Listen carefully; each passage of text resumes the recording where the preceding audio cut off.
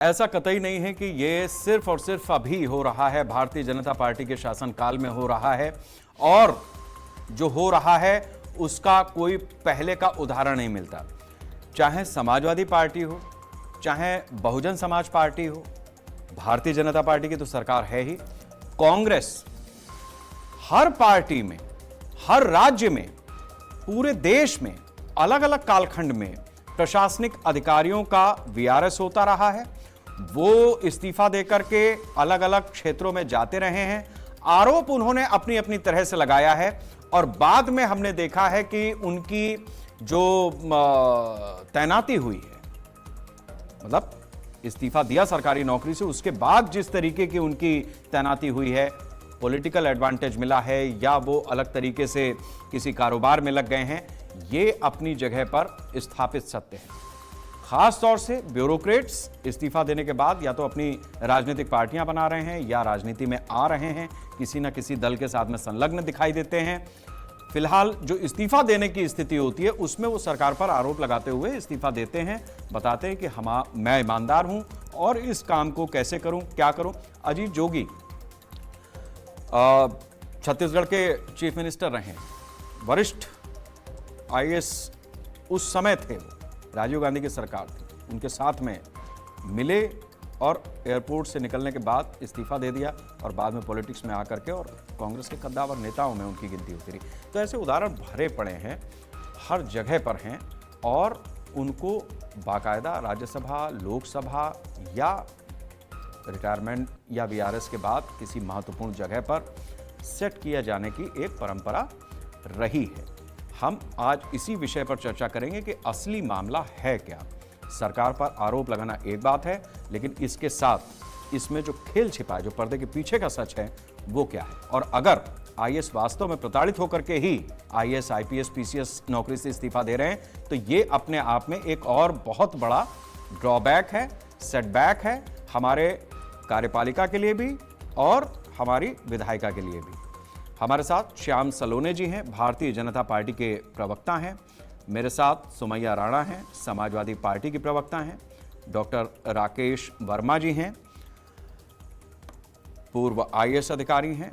और हमारे साथ आलोक त्रिपाठी जी हैं, वरिष्ठ पत्रकार हैं। आप सभी का बहुत बहुत स्वागत है। मैं सबसे पहले आलोक त्रिपाठी जी आपसे ही जानना चाहूँगा कि प्रशासनिक अधिकारियों का इस्तीफा कोई नई बात नहीं है, ज़माने से ये काम होता रहा है। हाल फिलहाल में इसमें कुछ बढ़ोतरी देखने को मिली है और चूंकि राजनीति अपनी तरह से आगे बढ़ रही है, एक सेटल्ड गवर्नमेंट है, तो उस स्थिति में ये इस्तीफे राजनीति के केंद्र बिंदु में आ जाते हैं। कितना आप इस बात से मुतमईन हैं कि वास्तव में एक प्रशासनिक अधिकारी को उसके काम नहीं करने के कारण ही इस्तीफा देना पड़ता है, या फिर आपको लगता है कि पर्दे के पीछे बातें और भी हैं? जी शेखर जी, देखिए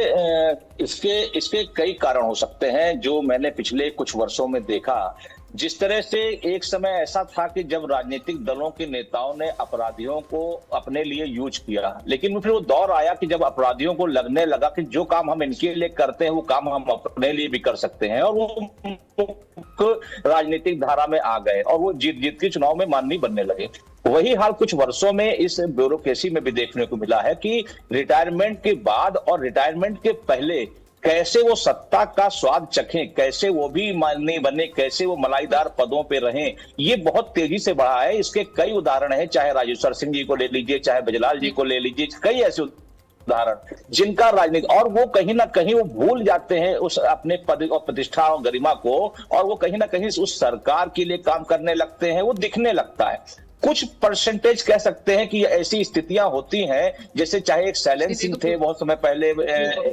पुलिस विभाग में, फिर उसके बाद आपके ये रिंकू सिंह हुए, जिनके ऊपर ये मतलब राजनीति में तो आए, जो ठीक है, जब हमने इस्तीफा दे दिया, जब हमने छोड़ दी नौकरी, तो फिर हम राजनीति करें या कुछ भी करें। लेकिन क्या इतनी मेहनत करने के बाद इतनी आसानी से तो कोई आईएएस पीसीएस नहीं बनता है, तो इतनी मेहनत करने के बाद हमने जो लाइन चुनी, हम आखिर उस पर क्यों हट रहे हैं? ये बहुत बड़ा कारण है। कहीं ना कहीं उसके पीछे कुछ तो कारण है कि हम या तो ईमानदारी से काम नहीं कर पा रहे हैं, या सरकार जो चाहती है हम उसका रिजल्ट नहीं दे पा रहे हैं, या के हिसाब से काम नहीं कर पा रहे हैं, या हम अलग महत्वाकांक्षा लेके चल रहे हैं, तो ये अलग अलग विषय हो सकते हैं। लेकिन सवाल ये है कि जिसने इतनी मेहनत करने के बाद उस लाइन को चुना, आखिर ऐसी कौन सी आवश्यकता हुई कि उसने समय रहते इस्तीफा दे दिया। रिटायरमेंट के बाद तो समझ में आता है, सरकार बर्खास्त कर दे वो समझ में आता है, लेकिन स्वेच्छा से कोई अगर नौकरी छोड़ रहा है तो ये मुझे लगता है आज के समय में